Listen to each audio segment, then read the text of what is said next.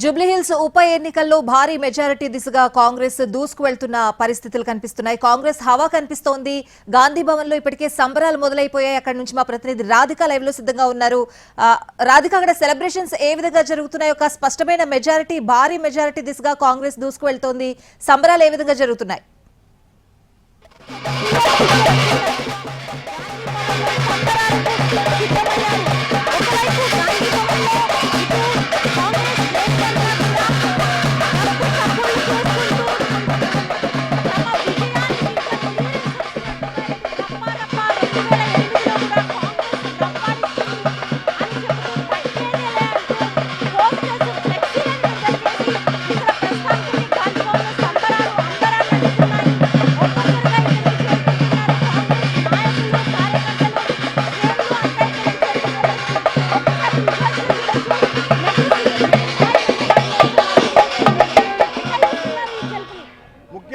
బడుగు బలహీన వర్గాలకు కాంగ్రెస్ పార్టీ అండగా దండగా ఉంటుంది.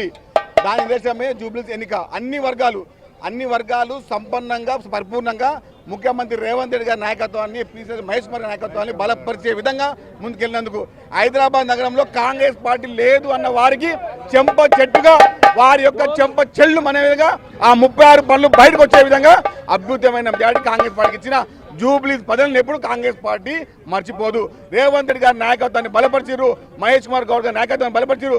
హైదరాబాద్ నగరంలో కాంగ్రెస్ పార్టీ తన పాగాన్ని కంటిన్యూ చేసే విధంగా వచ్చే ఎన్నికలు ఏ ఎన్నికల్లో కూడా కాంగ్రెస్ పార్టీ పక్కా విజయాన్ని చేకూర్చే విధంగా మాకు తోడుగా నీడగా ఉన్నందుకు జూబ్లీహిల్స్ ప్రజలు ఎప్పుడు కాంగ్రెస్ పార్టీ మర్చిపోదు.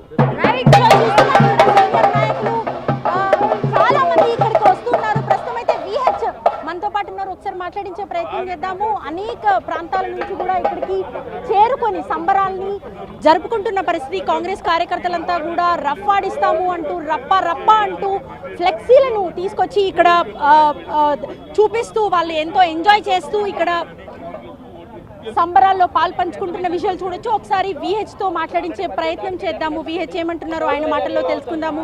సీనియర్ నేతలు, మంత్రులు కూడా మరి కాసేపట్లో ఇక్కడికి వస్తున్నట్టుగా తెలుస్తోంది. సో ఒక్కసారి విహెచ్ తో మాట్లాడిద్దాము. రైట్, ఎట్లా చూస్తారంటే హైదరాబాద్ లో అసలు కాంగ్రెస్ కి స్థానం లేదు అన్న వాళ్ళకి ఇది ఎట్లా సమాధానంగా ఉంటుంది?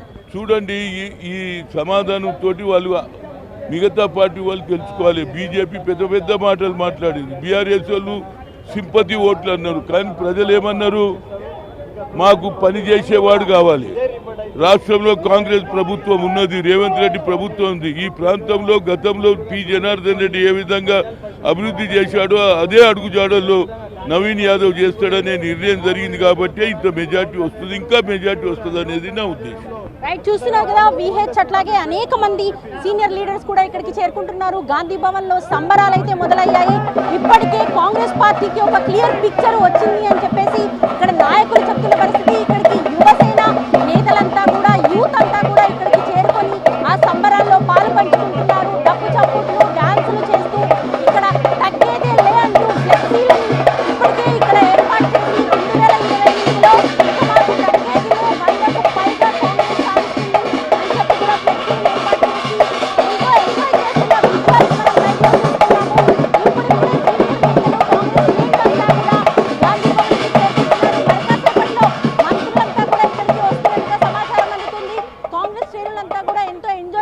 జూబ్లీహిల్స్ ఉప ఎన్నికలో కాంగ్రెస్ డంకా మోగించబోతుంది.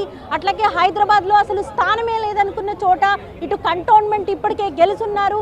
జూబ్లీహిల్స్ కూడా తమ ఖాతాలోకి రాబోతుంది అని చెప్పి బీఆర్ఎస్ 2 సీట్లను కూడా కాంగ్రెస్ కైవసం చేసుకోబోతుంది అంటూ వీళ్ళంతా కూడా ఇక్కడ ఎంతో హ్యాపీగా ఇక్కడ హల్చల్ చేస్తున్న విషయం అయితే మనం విజువల్లో చూస్తున్నాము. గాంధీ భవన్ అంతా కూడా సంబరాల్లో మునిగి తేలుతున్నారని చెప్పుకోవచ్చు. ఓవరాల్ గా ఇంకా జూబ్లీహిల్స్ కి సంబంధించిన ఇంకా 2-3 రౌండ్స్ మిగిలి ఉన్నాయి. కాబట్టి ఇప్పటికే ఒక గెలుపుకు సంబంధించిన విజయానికి దగ్గరలో ఉన్నాము, చేరువలో ఉన్నాము అని చెప్పి కాంగ్రెస్ కార్యకర్తలంతా కూడా సంబరాలు మునిగి తేలుతున్న పరిస్థితి అయితే గాంధీ భవన్ లో ఉంది. శ్రావణి.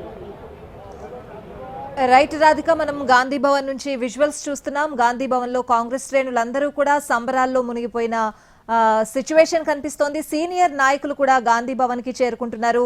భారీ మెజారిటీ దిశగా కాంగ్రెస్ జూబ్లీహిల్స్ ఉప ఎన్నికల్లో సత్తా చాటుతోంది అని చెప్పాలి. 5 రౌండ్లు ముగిసేసరికి 12,681 ఓట్ల మెజారిటీ సాధించింది కాంగ్రెస్. 6వ రౌండ్ కూడా కౌంటింగ్ కొనసాగుతోంది.